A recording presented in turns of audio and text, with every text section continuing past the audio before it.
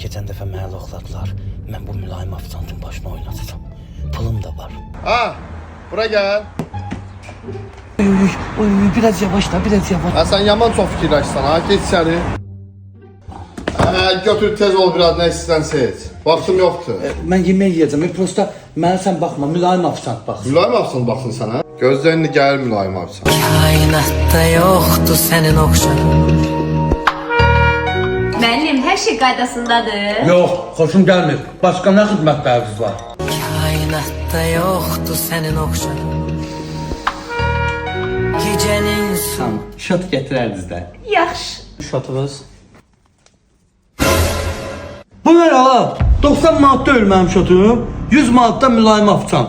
290 hardan çıxdı? Müəllim, masajdan da istifadə edibsiniz, əlavə xidmətlərdir. Lazım deyil masaj bə. O tələbatda afisant daha yaxşı masaj eləyirdi. Müəllim, biz sizə demişdik axı, tələbatda afisant daha yaxşıdır. Hə, o yaxşıdır. Bəli. Masajı görə çox sağ ol qardaşım. Ha, yeri çık git ha, yeri çık git. Qəşəng bax belə. Müəllim, altı bazar gəlibsiz, canlı musiqiyə konsertimiz var. Sən geri get buradan. Mülayim afisant. Konsertinlə bir yerdə.